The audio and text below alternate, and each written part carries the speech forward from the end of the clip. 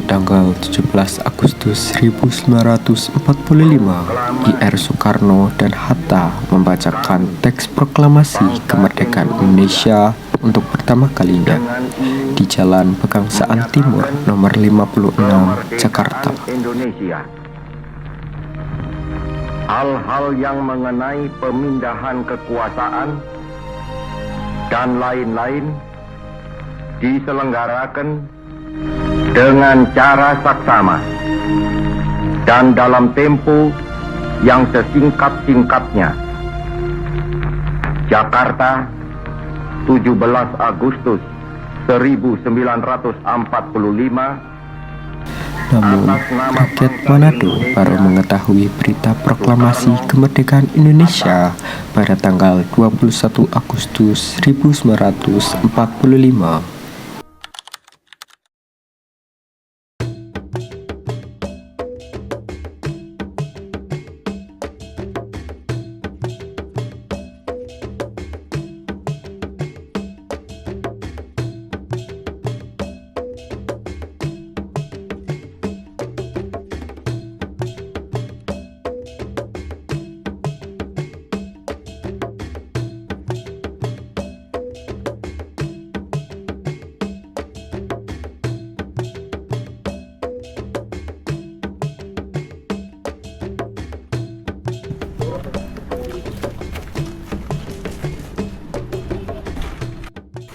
Hei, tolong pakai kabar gembira. Kabar apa? Iya, tenang Bora. Tenangkan dulu dirimu. Duduk dulu sini, ada apa? Iya, diminum dulu deh, tenang pelan-pelan saja.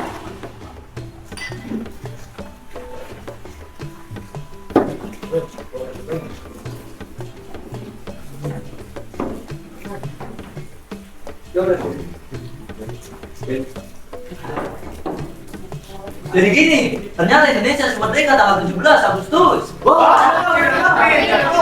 Sini tuh bayar sedadu. Iya ini, kalian dan saya dari koran. Wah,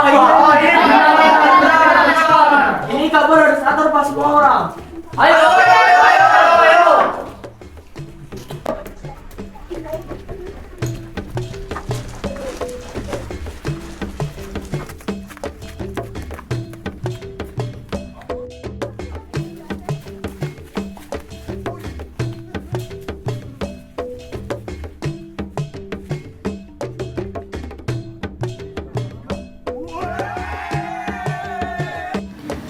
Berita kemerdekaan pun tersebar dengan cepat dan terdengar oleh beberapa serdadu Nica.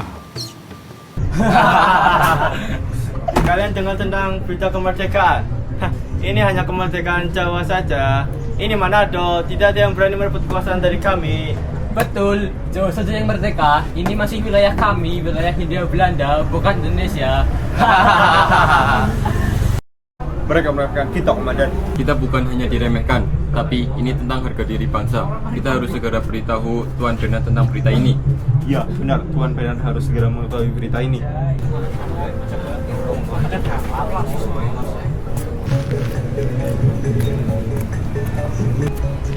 Ada apa kalian berdua ke sini? Wah, pas sekali Tuan. Kami sebenarnya ingin menemui Tuan Bernard. Menemuiku untuk apa? Jadi begini Tuan. Kami baru saja mendengar bahwa Indonesia telah merdeka. Namun, Serdadu Nika telah mengolok-oloknya. Bagaimana kita bahas lebih lanjut untuk melakukan pemberontakan? Waktunya pas sekali dengan pesta ulang tahun anak saya, agar tidak dicurigai para serdadu. Baik, Tuan. Setelah melihat Taulu dan Wisan membahas sesuatu, para serdadu merasa sangat curiga dan melaporkan kecurigaan mereka terhadap atasan mereka.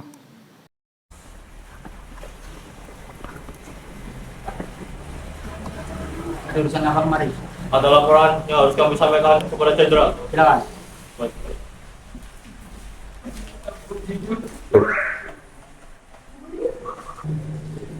Silakan duduk.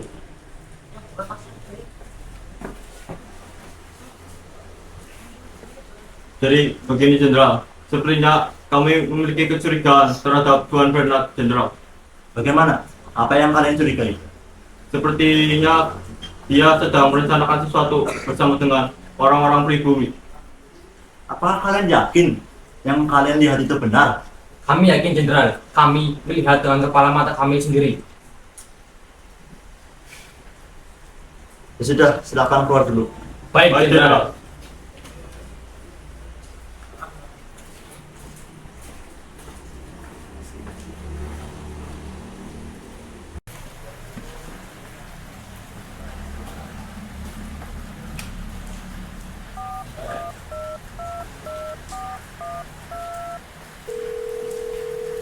Halo, Bagaimana Jenderal? Ada yang dibutuhkan tadi? saya saat ini sedang mencurigai seseorang.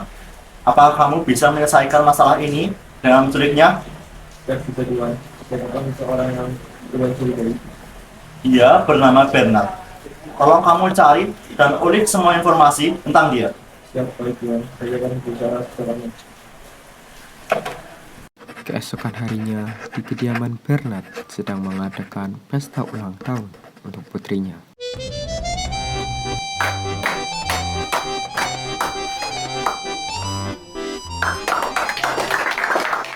Sedangkan di sisi lainnya, Bernard, Taulu, Wisan, dan Kopral Runtukahu sedang membahas penyerangan terhadap Nica.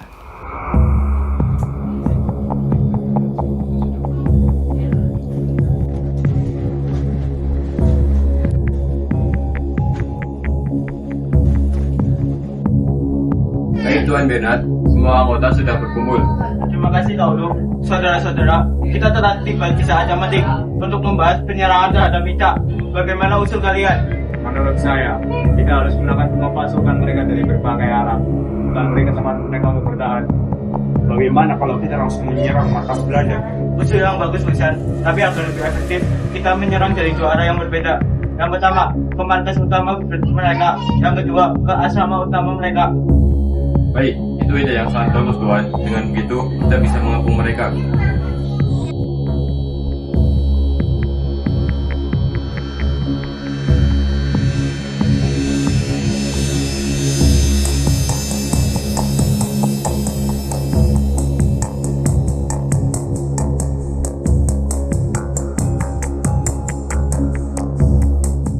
Mereka melanjutkan pembahasan dengan waktu yang cukup lama. Namun, waktu begitu cepat berlalu bagi mereka.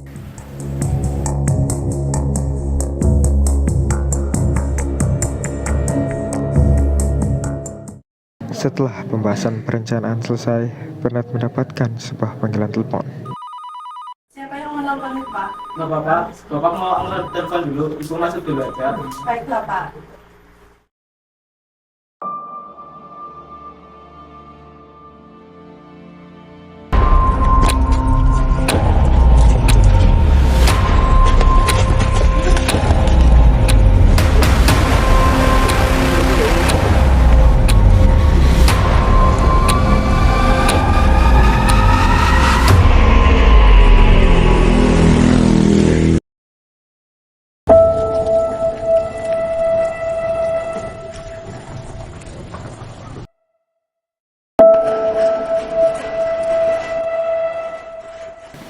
Saat berada di markas Belanda, Bernard diinterogasi oleh Serdadu Nica. Akan tetapi, Bernard memilih untuk tetap bungkam. Ia tidak mau membuka rahasia kepada Serdadu meski ia terus terdesak. Tindakan Bernard yang memilih untuk bungkam membuat para Serdadu kesal, sehingga Bernard mengalami luka yang serius pada sekujur badannya.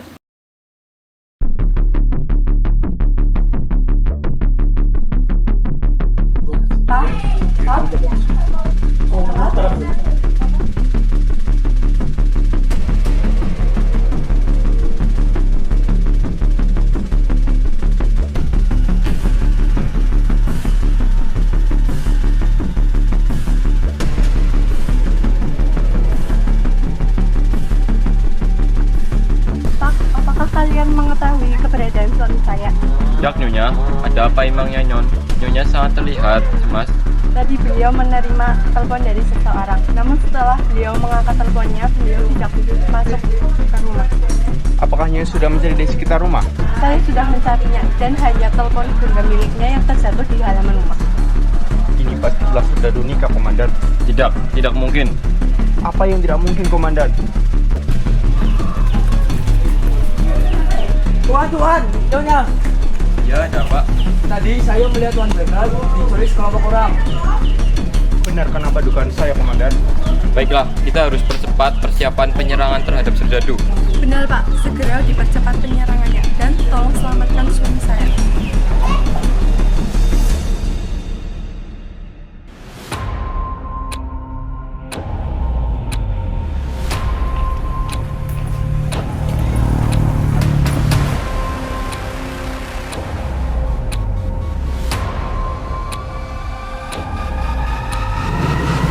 Interogasi yang dilakukan oleh para serdadu Nica pun tidak membuahkan hasil, sehingga Bernard dikurung ke dalam suatu ruangan.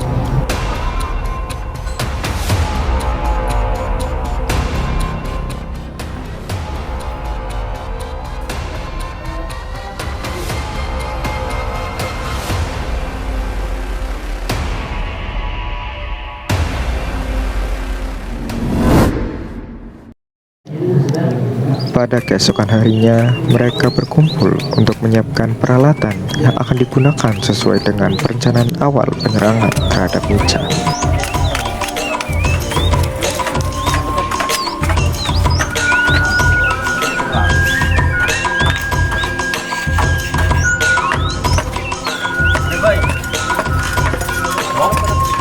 Baik rekan-rekan semua, hari ini kita tidak hanya akan berjuang menggunakan senjata, namun juga dengan semangat kemerdekaan. Manado harus kita rebut kembali dari tangan penjajah. Tidak hanya itu, kita juga harus menolong Tuan Bernard yang telah diculik dan disekap oleh para serdadu.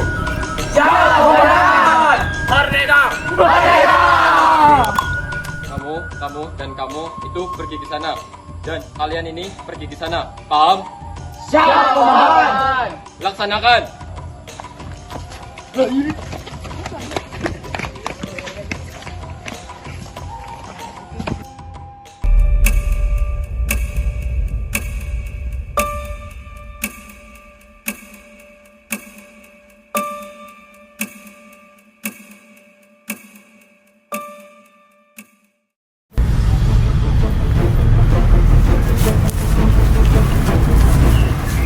Mereka berpencar dan beberapa pemuda pergi ke arah asrama Belanda untuk melucuti senjata milik serdadu Nica.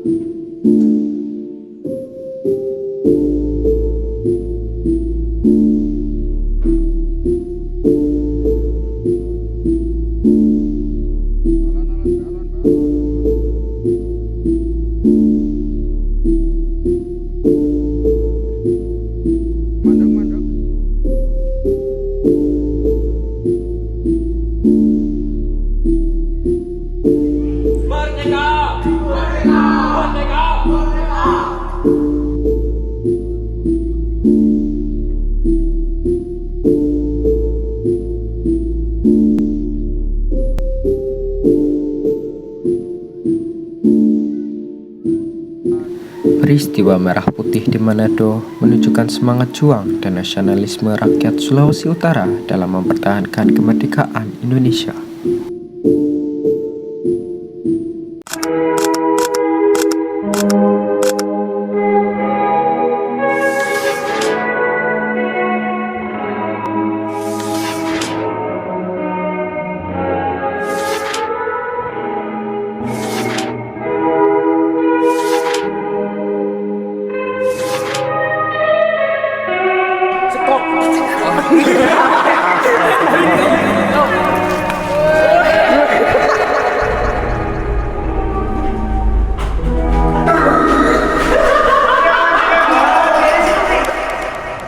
Lali ya, Des. Asam cantik.